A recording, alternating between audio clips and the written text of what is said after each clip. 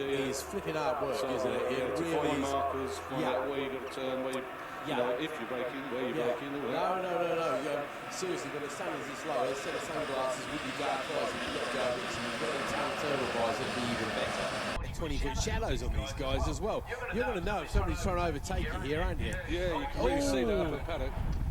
David Bull makes a lousy start there. Billy Perkins goes past him. In fact, quite a few people go past him there. I think from pole position, I think that is, second in a row. It's Alan Cooper, I think he's got the start there, isn't it, mate? Yeah, it's a good gap as well, by the looks of it. Yeah, well, early days yet, but plenty of action on the track still. So Alan Cooper, we think, we did leave the earlier race as well. We did see a big tuning into David Bull. No lack of experience under those leathers either as we come down. This is where you can get a little bit of a slipstream effect. You don't get too much along here, though, do you, really? You haven't got too much time to play the game. Unless there's a headwind, you know, then you can feel it. You see what you out there, mate? You've been outside more recently than me. It's all right, it's not too windy, but it is actually raining, I believe. Okay, all good. So it might be a little bit of advantage to the game as we make our way safely down the first few corners and over the line for the first time. And again, another 7-lap race, and that is indeed Mr. Cooper leading. Dennis a little bit, he's made a good start. Yeah, Dennis has done well. And he's another man you've raced against, of course, in Grand Prix bikes. Yeah, Dennis me, both previous Bemsee GP250 tracks. Yeah, so no lack of experience there, that's for sure. Billy Perkins making up a couple of places. Coppen Hogan just going back to 1. Mark Haig making up 3. Impressive stuff with the club in there, who we're more used to seeing on the Aprilia. Of course, then it's Damien Lee. David Bull does indeed go back 6 places. Jeff Moog drops 4. Adam Carson makes up 7 there. Tom Ridley also makes up 4. Good ride by the rookie racer. Pete did say he could be one to watch, and he's inside the top 10. So that's very impressive stuff from a man with not too much experience under his belt. Getting congested over here. Oh yeah, we're definitely getting the blanket out to cover the 5 of them now. I think it's going to be one of those 5 bikes across the line. Desperately close stuff. Here we go though. Alan Cooper definitely got the advantage, but I tell you what, behind him it is really turning into a right scrap. It's Cooper, Perkins, Lee, Hall, and Hogan. Those guys covered all 5 of them by 8 tenths per second. So the second bunch are covered by 4 tenths per second. So that is how close it is between those riders. And I think Cooper might be coming under a bit of pressure here very shortly, mate. I think they're using him as a bit of a carrot they're trying to chomp on. Well, Billy's got his teeth out. You know, he's getting right in there. He did Dennis on the last lap at the hairpin, and you know, he's now got his hooks into the back of Alan Cooper. Yep, he definitely has. Damien Leo's the fastest man on the track there with a 55.3. So he's the quickest boy out there. We'll wait to see if anybody goes a little bit. Having said that, he actually went slower than he did previously in the first sector. So swings and roundabouts of this little gang here. And behind those guys, there are Haig, Ball, Meek and Carson having their own little scrap as well. And again, only a few tenths of a second covering them as the top 5 make their way across the line. Last time they were separated by 8 tenths of a second. This time that's down to 6 tenths of a second. With fastest man in the second sector, Dan Halil there.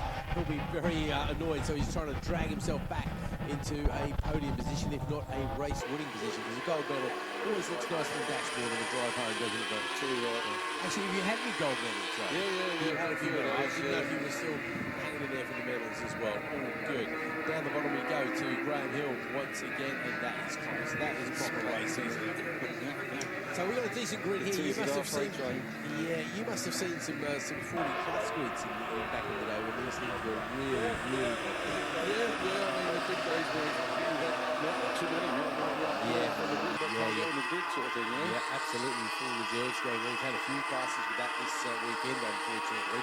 And so that people want to go to Alton Park, a 3-day meeting at Alton Park, you want to get your name down very quickly indeed. Absolutely grand. Willie's going in for it. Oh, that's hot. Is he too hot into Paddock Hill? He's holding nicely, hasn't he? No, he's got it under control. Too Allen's a little bit quicker though, coming out of the corner, going up. He's going to go to the inside. Back marker's coming into play. Where the outside goes on. Yeah, that's always the trouble in the back markers. You've obviously had a lot of experience of those, Rick. And what's your take on back markers? How do you go past back markers effectively? It's tough. It's always tough. Oh, sorry, somebody's just gone down there as well. They went onto the grass, and I'm not quite sure who that is. Mark Hager, unfortunately, crashing out there. So that's a great shame for Mark. he's okay, but unfortunately by taking a good lead. Sorry to interrupt you there, Rick. Nothing No, personal. it's fine. Something more exciting was happening. David Baldwin to the 54.9s that time. Tell you what, let's watch this race, mate. I want to have a quick word with you about the back markers, because no disrespect to me, but you've overtaken a lot more of them than I have in my life. Yeah. So I'll have your take on it in just a second. Alan Cooper continues to lead. Billy Perkins, Damien Lee, Calvin Hogan, who picked up a medal earlier today, and David Bull goes past him again for earlier result. So poor old Dan has dropped a few places from the earlier result. Obviously, everybody's picking up a little bit of a place there, simply because of that tumble. Let's see, who else have we lost here? So yeah, Haig, Bailey, there's been a few not quite made it to the line yet. We're going to have 2 laps left as they come round to reach the last lap break this time round. So it will be 1 lap to go in a lap and a half time or so. This one is still open already, one. And so David Bull's going quicker there as he's just gone purple in sector 1 there as he tries to close that gap. He was about 3 tenths behind Calvin Hogan, so he's sees some bigger points there, and that is a drag over the line. Another back marker there, just getting beaten up, and look at those top 4, so close. If they're any closer, Rick, and I think they'll have to be sponsored by Durex, wouldn't they, mate? Up we go towards Druids once again, and it's David Baldwin to fastest again, 54.326, and he's moved up to 3rd place. He made up 2 places there. Yeah, he's trying to go around the outside at Druids as well. Billy's managed to get in front. Yep, Billy ahead of Alan Cooper there. David Hogan's not out of this one yet. He might just be a little bit too far back. Damien Lee fancies a bit of this action as well. Let's see if anybody goes purple. No, but Perkins and Cooper both set personal bests at sector 1. Let's have a look at Clearways. There's a back marker there. Are they going to give him away on the final drive? Hopefully not. No, I don't think they'll have a part to play in this race as we get the drag to the line for the checkered flag. Who's it going to be? It's Billy Perkins who will claim his first win of the year. It's going to be Alan Cooper down the inside. Mugged. Oh, absolutely fantastic little power drive there. I mean, the gap over the line last time between the top 2, 0.031, and it was Ball on Cooper. This time it's Cooper on Perkins and then Ball. So Damien Lee in 4th place, and then we've got Calvin Hogan, Dan Hill, Jeff Moot, Adam Carson, Richard Hayward, and Richard Bushy rounding out your top 10 Leading Clubmans. So just very quickly before you run away, Rick, I'd like to get your take on back markers. What was your philosophy over taking back markers as a rule? Just play it by ear, or? It's really difficult because you're always approaching someone you don't normally race with at a completely different speed. So when they appear, you've just got to try and assess where they are, where they're going to go, where they might go, and hope that you make the right choice. And if no one ever wants to not go.